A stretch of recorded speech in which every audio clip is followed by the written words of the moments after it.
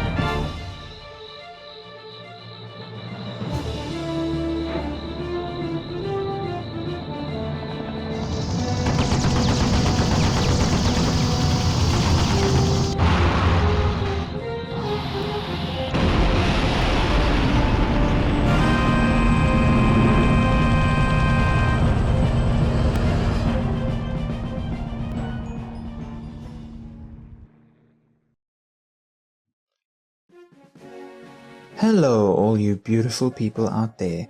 Once again it's your favorite well-informed super geek with an obsessive need to know everything, bringing you yet another episode of 90s gaming nostalgia and weird but wonderful bits of information via the use of my ever so nasally and deadpan voice.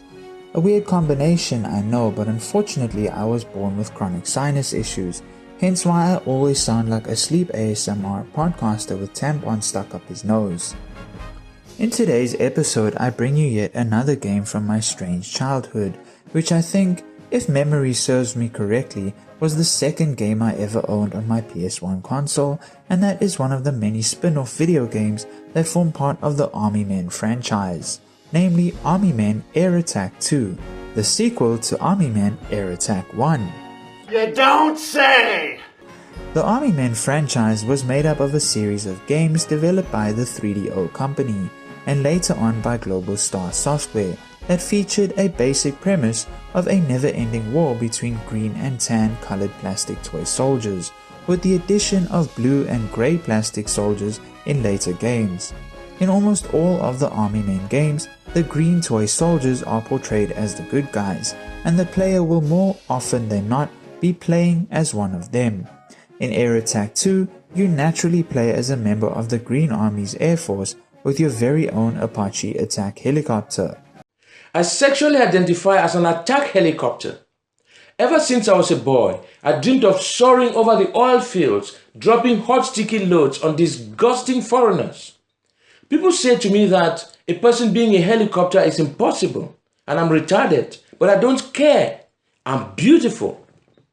I'm having a plastic surgeon install rotary blades, 3mm cannons and AMG 114 Hellfire missiles on my body. From now on, I want you guys to call me Apache and respect my right to kill from above and kill needlessly. If you can't accept me, you are a heliphobe and you need to check your vehicle privilege. Thank you for being so understanding. As you take on the forces of the enemy Tan Army, as well as their most skilled ace pilot, the Tan Baron or Baron von Beige. So in this episode, I won't dwell for too long on the retro game segment of the video, because the topic I am going to discuss today is going to be quite a long and complex one, about the infamous drug called opium, or its medical counterparts, opiates and opioids, and on top of this, I'm pretty sure most of us have also heard about the Vietnam War and how Rambo, Chuck Norris, Michael Dudikoff, and a few other 80s and 90s action stars went back and got revenge by beating the North Vietnamese army for refusing to surrender during the Vietnam War and causing the American military to withdraw in 1975. Rambo sure gave those commies a damn good lesson in freedom, didn't he? America, America, America, fuck yeah, coming again to save the motherfucking day, yeah, America, fuck yeah, freedom is the only way, yeah, terrorists, your game is through, 'cause now you have to answer to America, fuck yeah, so lick my blood and suck on my balls, America, fuck yeah, what you gonna do when we come? Anyway, today's topic won't necessarily be about the Vietnam War itself, a topic that I feel has been covered enough times here on YouTube and by historical documentaries, but rather how it was strangely connected to the worldwide opium trade, heroin addiction, the Laotian Civil War, the Chinese nationalist Kuomintang Party, which is today based in Taiwan, the drug habits of American soldiers, a Laotian general who became the most powerful drug lord in Southeast Asia overnight, modern-day slavery, a Burmese militia led by a powerful warlord, the CIA because duh, when aren't they involved in some bullshit somewhere in the world, the opioid crisis, and a fucking train. I like singing. I like dancing. I like trains. Not an actual train, but more of a long caravan of vehicles and drug mules protected by soldiers. Today, my dear viewers, we take a deep dive into the ever so obscure and under-discussed Third Opium War of 1967 and the complicated intertwining events and elements that led to it happening, as well as its insane aftermath which society still feels the effects of today. But before we start, I would like to give a brief explanation of what exactly opium is. Basically, opium is drugs. You take drugs or alcohol? What is drugs? Okay, fine. I'll go deeper. Daddy, please fill me. That's you. I want you to pray. Let's pray it out loud. Let's not be scared. Let's pray it out loud. Daddy, please fill me. Don't let me miss you. I want you. Opium is the dried latex that is extracted from the seed capsules of the opium poppy plant. About 12% of it is made up of the analgesic or pain-killing alkaloid compound called morphine, which is processed chemically to create a really good time in the form of heroin or opioids for either medicinal use or the illegal drug trade. Two types of South African drugs that contain opium, or rather the chemically processed version, which is heroin, are sugars and wunga, or as it is called in Gauteng province, nyaupe. Don't ask me how I know this, I just do. Ngoba mina udrugs ngisalithanda ukuthi ngoleka nini angeke ngitshele. But besides being used in illegal street drugs, opium is also commonly used as a painkiller, and in some rare cases even as an antidepressant, but this has become a lot less common in recent years. Or so they say. I mean, the videos of literal zombies walking around all over in places like Los Angeles and Florida that you can find across the internet say differently.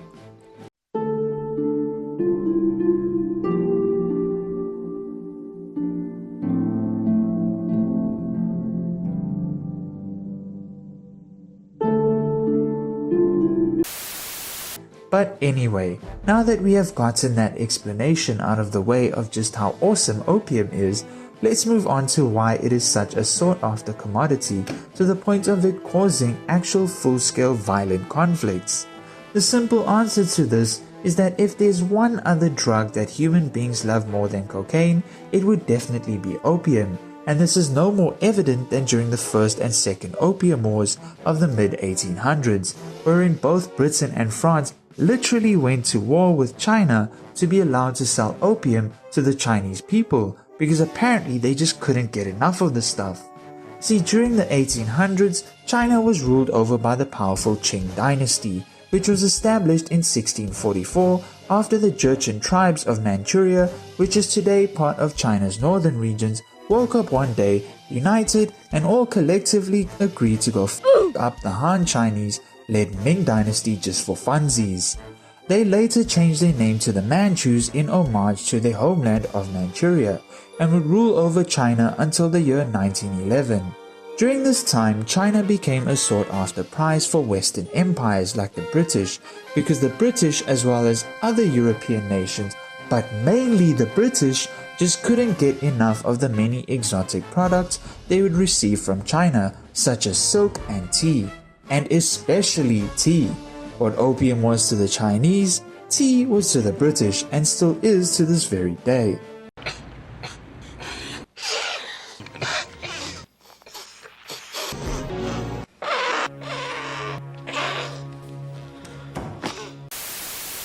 But unfortunately, while China benefited quite a lot from the exporting of things like tea, rice and silk, Britain was getting the short end of the stick, since many of the products they wanted to trade with the Chinese were simply undesired by them, as quoted by the Qianlong Emperor Hong Li.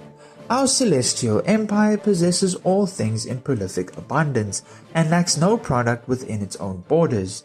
There was therefore no need to import the manufactures of outside barbarians in exchange for our own produce, and went on to adopt an isolationist policy and impose harsh restrictions on any and all foreign goods, which the ever-expanding and competing European empires were not too happy about, since they wanted to grow bigger and more powerful to outdo their enemies and rivals back home on the European continent, which is mainly the French, because who even likes the French anyway?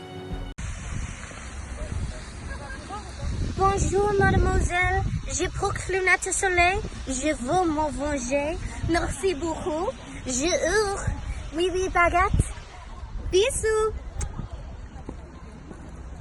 For the emperor, we live, we die, no fear in our blood for the emperor, with fire, steel and holy flame, for the emperor,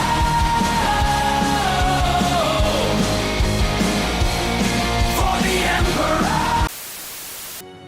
But what the Qianlong Emperor did not realize is that his people were huge fans of opium. See, there had already existed a somewhat small opium trade in Asia for quite some time, as it was even back then used as an anesthetic or painkiller. When the British figured this out, they attempted to smuggle in more opium via Hong Kong and Canton Bay in southern China. However, the Chinese authorities caught wind of this very quickly and cracked down quite brutally on any and all individuals involved in this new Western-backed opium trade. But instead of being law-abiding citizens and regretting their crimes and admitting that they were doing something wrong, the British decided to go to war with the Qing dynasty in 1839 and eventually defeating them in the year 1842 and then forcing them to give into a series of humiliating concessions, one of which included leasing Hong Kong to the British for just over 150 years, which is how Hong Kong became a British colony and would only be handed back to China in 1995. In the aftermath of the First and Second Opium Wars, the second one being in 1856 and ending in 1860, China was flooded with opium, and what resulted was a population of people that became ravaged by addiction, as both Western smugglers and even Chinese triad gangsters or secret societies would capitalize on this highly sought-after product. But China wouldn't be the only country in Asia that would be touched by the hazy smoke puffs of opium. It would also find its way over the coming century into Southeast Asia and would thrive in a very specific mountainous and densely forested region called the Golden Triangle, which sits snugly between the borders of Thailand, Laos and Myanmar. And it is here where rebel soldiers, drug smugglers, crime lords, warlords, human traffickers and all types of scum and villainy would make their home, often competing with each other over control of the drug trade. But before we move on to the Golden Triangle and the 1967 Opium War, there's unfortunately a bit more context needed to paint the picture a little better. See, prior to 1967, many countries in Southeast Asia were in fact part of the French colonial empire, specifically Laos, Cambodia and Vietnam, which were collectively called French Indochina, which was established in the 1880s and 1890s. Fast forward to the end of World War II, where France ended up a mere shadow of its former self after the massive anal violations given to them by the Nazis. That's what happens when you surrender too quickly, but then again, they're French. I surrender! Straight after, the French just barely survived their mauling by Germany thanks to the help of the Americans and the British. Just as they were getting back on their feet, French Indochina erupted into chaos, as each nation of Asian people under the now battered and way past its glory days French Empire declared independence and rebelled. This would lead to the French Indochina War from 1945 to 1954.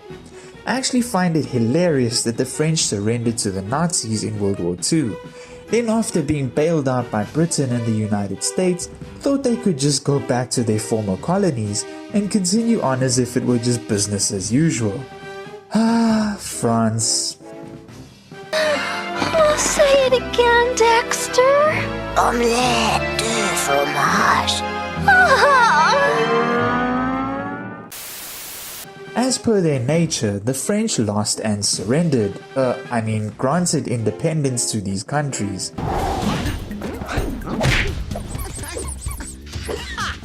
Face the foot style. How'd you like it? But even after the French were kicked out, there would be no peace in the region, as Cambodia, Laos and Vietnam would end up experiencing civil wars in the 1960s that would last all the way into the 1970s, which the United States, the NATO countries, Russia, North Korea and China would get very involved in, because of course they would, including your favorite three-letter agencies like the KGB and the CIA, each attempting to politically influence the various militant factions, murdering each other in each country in a vicious communism versus capitalism game of chess, as was common during the Cold War. Now that we've finished that brief side quest, let's get back on track to the main topic. So as you can imagine, amidst all the Southeast Asian Cold War era chaos in the 1960s, the illegal drug and arms trade was booming. And among the many kinds of drugs being sold on the wartime black market was your favorite numbness-inducing sin substance, opium. See, the reason I had to go off track a bit earlier and explain the end of French Indochina, the various civil wars, and the chaos that shook the region during the 20th century is because it is exactly during this time when the sale of opium and other drugs peaked, because soldiers and rebels fighting in the steamy jungles of the Southeast and Orient were pretty big on getting high while murdering each other and innocent civilians. And this included soldiers from all sides as well as the US Marines. For example, the use of opioid-based drugs like heroin was extremely common among American, North and South Vietnamese troops during the Vietnam War, and even the North Vietnamese-backed civilian militias like the Viet Cong were actively engaged in drug smuggling activities as well.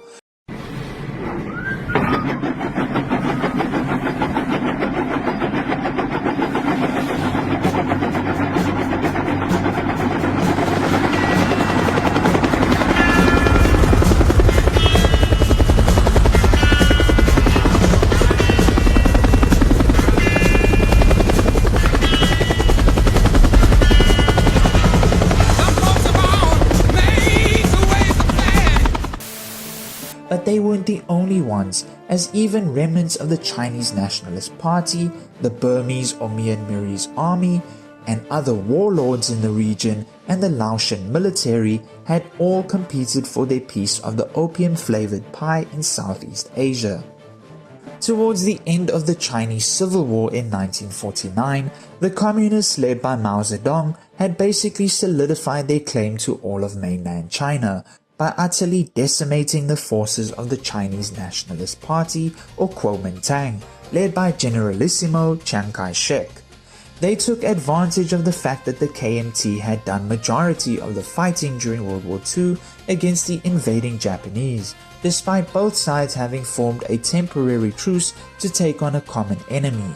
Thus severely weakened from dealing with the brunt of the Japanese military, the Nationalists were unable to effectively engage the Communists when the Chinese Civil War resumed in 1945, at the end of World War II. Come on, let's go. Yeah. Huh? See what you got. Come on. Yeah. Hey, another one? Hey, come on, another one. Let's see what you got. Pretty quick, huh? Yeah. Chinese nationalist troops and supporters all fled mainland China in droves, with majority of them ending up in either Taiwan or Hong Kong, but a small percentage of them fled further south to countries like Vietnam, Thailand, the Philippines, and even as far as Malaysia, since many of these countries already had small Chinese communities that had been established since the Qing dynasty. One of the places where many Chinese nationalist troops would end up was in the Golden Triangle, the region that sits between the borders of Thailand, Laos, and Burma, or rather modern-day Myanmar. Left stranded by their compatriots with no way of making it to either Taiwan or going back to mainland China, where they would either be executed or thrown into labor camps, they decided to stick around and get involved in the opium trade. During the French Indochina War in the 1950s that I had mentioned earlier, the United States made it their mission to support any and all anti-communist actions in Southeast Asia, going so far as to even fund the French effort until they eventually lost to the Vietnamese Communist guerrilla forces in 1954 after the Vietnamese utterly decimated the French forces at the Battle of Dien Bien Phu. A year before this, however, the Vietnamese Communist forces had invaded Laos, and while this invasion had ultimately failed, it had planted the seeds of communism into Laotian society, which obviously the CIA didn't like very much, since it saw any and all communist influence as a means of expanding the power and reach of the Soviet Union. This was, after all, the Cold War. After France finally left Southeast Asia and each of its former colonies were granted independence, including the Kingdom of Laos, which was a monarchy, the CIA began actively operating in Southeast Asia and particularly in Laos to attempt to uproot any and all forms of communist influence. Part of this was setting up the Secretive Programs Evaluations Office, a paramilitary and counterinsurgency agency in 1955 that would assist the Laotian Royal Army to stamp out the seeds of communism. However, in 1962, it was shut down due to Laos taking a neutral stance during the Cold War, but as the CIA always does, they simply followed it up by setting up another secret agency called the Requirements Office, which would become extremely instrumental during the Laotian Civil War, which had already kicked off in 1959 and would last right up until 1975.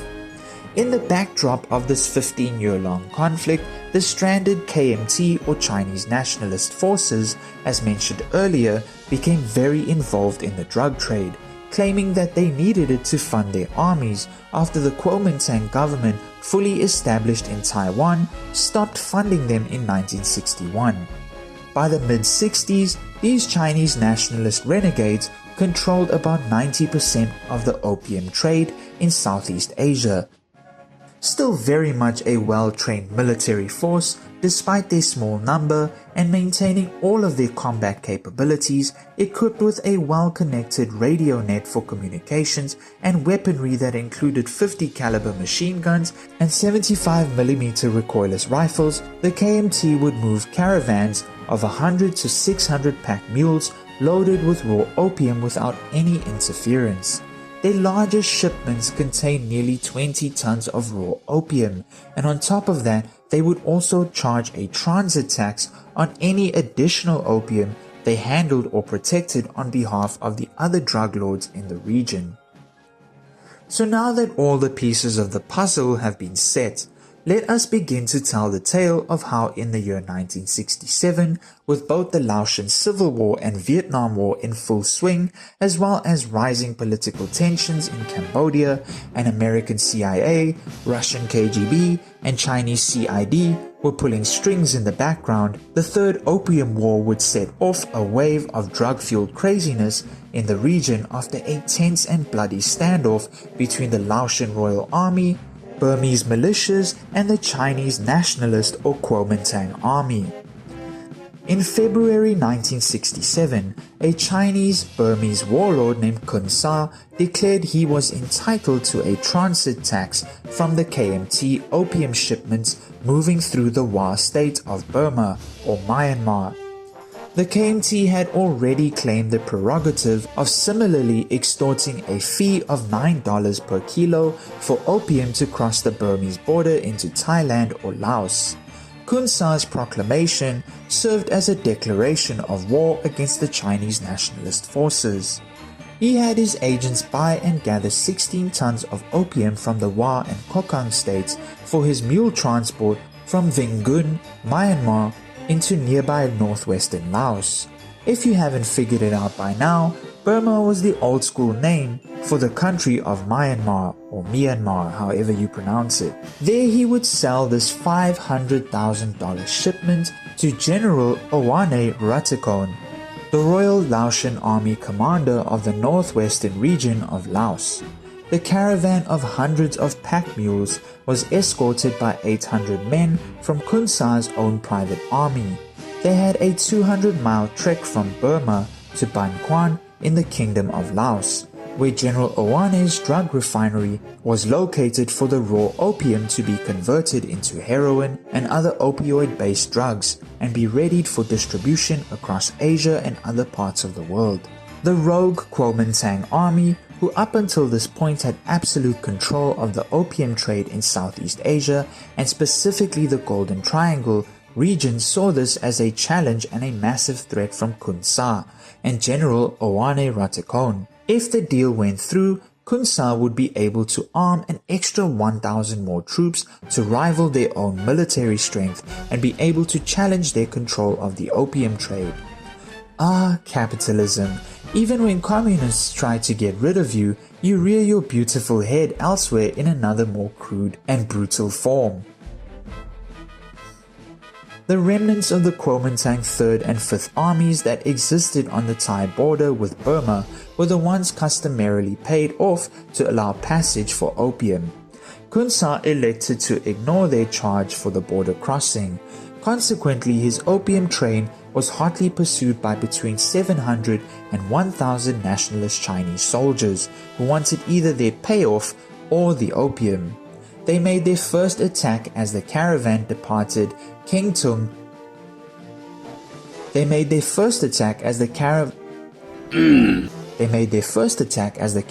departed Kengtung. Khun Sa's rear guard drove off the attackers. On the 14th and 15th of July 1967, the mile-long mule train crossed the Mekong River into Laos, marching south from Muang Mong as they reached Ban Quan 2 days later. When the Burmese soldiers and the opium train arrived in Ban Quan, they decided to barricade themselves at a nearby sawmill to make a stand against the pursuing KMT forces. As this was occurring, the local school principal had carried word of the invasion to the nearest Royal Laotian Army post at Tonpyong. 早上好，中国！现在我有冰淇淋，我很喜欢冰淇淋，但是速度与激情就比冰淇淋速度与激情就我最喜欢。In turn, they advised the principal that for safety's sake, the villagers should evacuate themselves across the river into Thailand. The Lao soldiers would also radio a report of the incursion to their HQ. The Chinese soldiers would cross the Mekong River into Laotian borders on the 24th of July 1967 and would finally catch up to the Burmese forces of Khun Sa and his expensive drug mule train at the sawmill, where a brief firefight between both sides ensued, after which a series of failed negotiations were also had. Why? Are you crazy? You're fucking paranoid, You are fucking. You fucking, you bloody. You bloody. Fuck you, bloody. Bastard bitch. You fuck bastard, you, fuck you. you.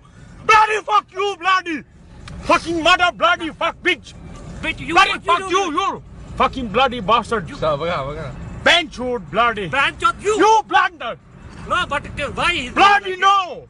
Why? Bloody That fucking. is accident, then what you wanna do? Why you fuck me? I fuck you bloody. Eventually, the Provincial Royal Lao Army commander was flown in, bearing a message from General Ratikon, warning both sides to leave Laos or face the consequences. Obviously though, instead of listening, both sides decided to stubbornly puff up their egos and make a series of demands. The Chinese demanded a $250,000 cut for them to leave, and this resulted in yet another violent exchange between them and Kun Sa's troops on the 29th of July. On the following day, both would brutally receive that unlubed and spiky dildo of consequences up their rectums when the Laotian Royal Air Force under commands from General Owane Ratikon would fly in and bomb the absolute out of everything and everyone in the vicinity of the sawmill, including Kun Sa's forces whom Ratikon had made the drug deal with initially. Definitely a contender for top 10 anime betrayals.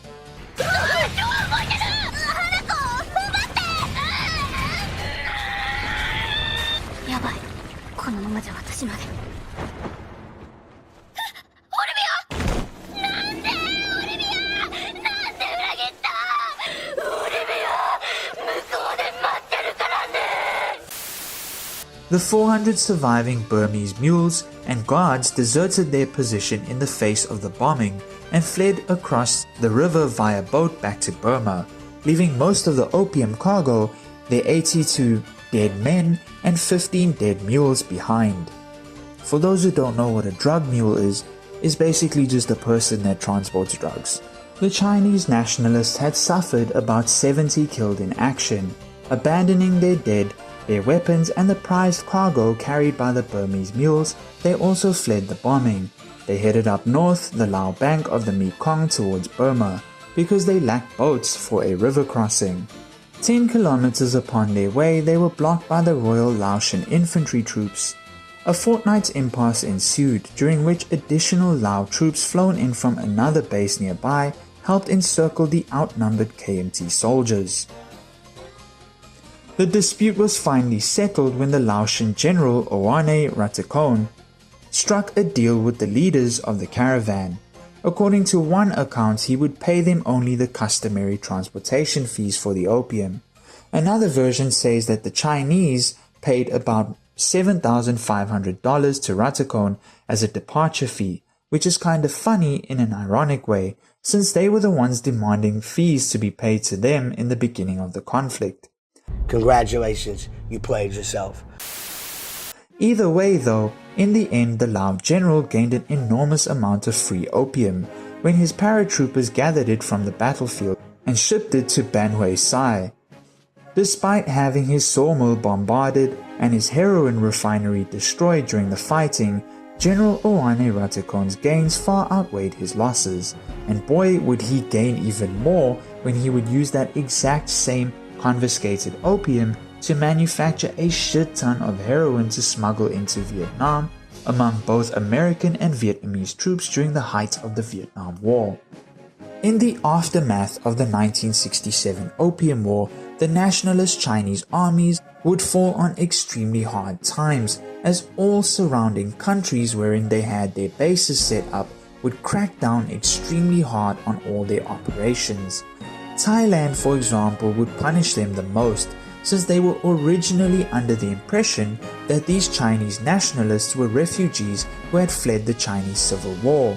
But the battle at Ban Quan in Laos exposed their true nature of simply being a rogue military unit of the Kuomintang army, who, while they had initially fled the Chinese communist takeover at the end of the Civil War, had turned to the drug trade to enrich themselves. But in the end, it wouldn't be all too bad for them, since the Thai Royal Army would secretly induct them into their own forces as paramilitary units. However, their drug trafficking and control of the smuggling routes days were officially over.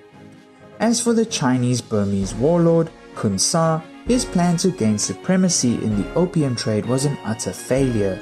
He had lost his $500,000 investment, his private army was humiliated, and more than half of his 2,000-man strong force had begun to desert him. He tried to align his faltering army with rebels from his home province of Shan in Burma/Myanmar in the late 60s, but he was arrested by Burmese intelligence and thrown in jail. Upon his release, he would of course go back into the drug game and warlording and would slowly begin to rebuild his criminal and insurgent military empire, which would continue to violently oppose the Burmese government until the early 1990s, when he would be forced to disband due to once again a sharp decline in power as a result of new players in the region, changing political landscapes, stability and prosperity in neighboring nations like Vietnam and Cambodia, as well as massive changes in drug smuggling routes and intense crackdowns by the Burmese military. He would surrender in 1996 to the Myanmar government and retire with most of his wealth and a handful of bitches. All I'm saying is when Exhibit brings that car back, you gonna be bitches. What did you call me? No, I mean bitches. Like you gonna have so many bitches, that's what niggas is gonna call you. No disrespect. No disrespect? You just called your grandfather bitches. Yeah, but I don't mean bitches in a disrespectful way. I mean it as a general word for women. And you're gonna let him get away with that? It's okay, just this once. Granddad, I'm just saying, you might have to change your middle name from Jebediah to bitches. That's all I'm trying to say. After which he would maintain a low profile and live out the rest of his days as a businessman and investor until his death in 2007. Though it must be stated that he didn't get off scot-free, as his entire life after retirement was one of constant monitoring and restriction by the Burmese/Myanmar government.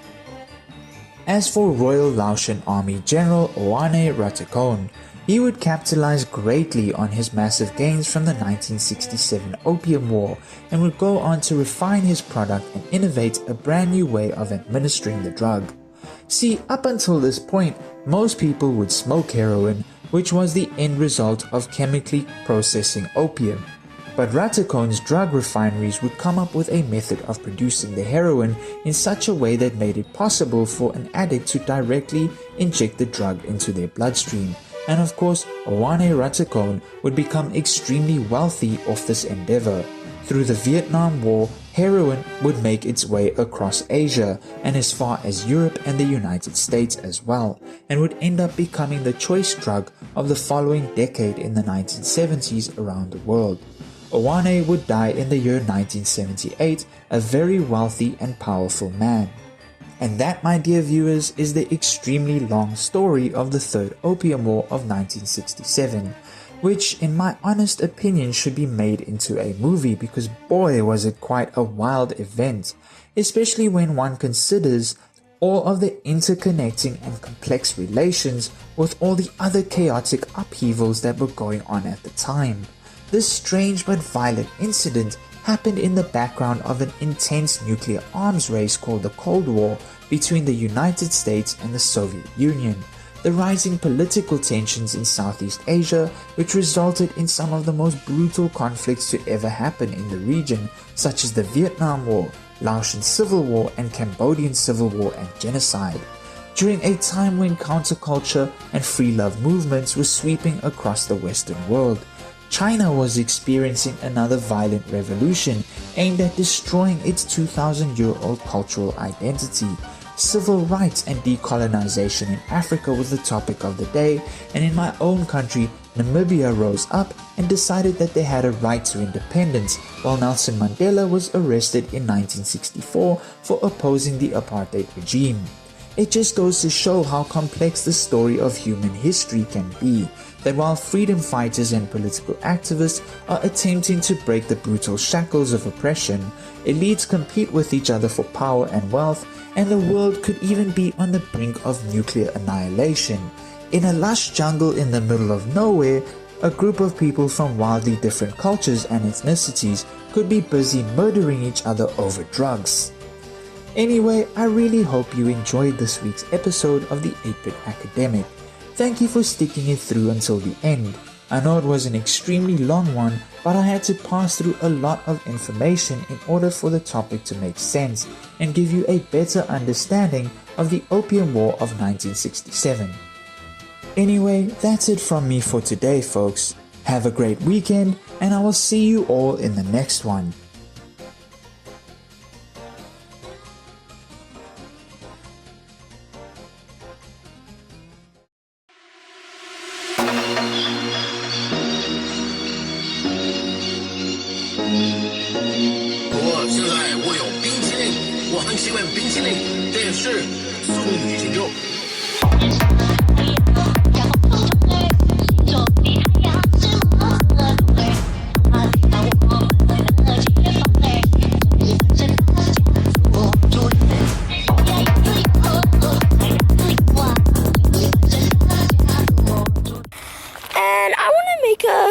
Video about why, to this day, after the time in history when it was founded, we still need communism.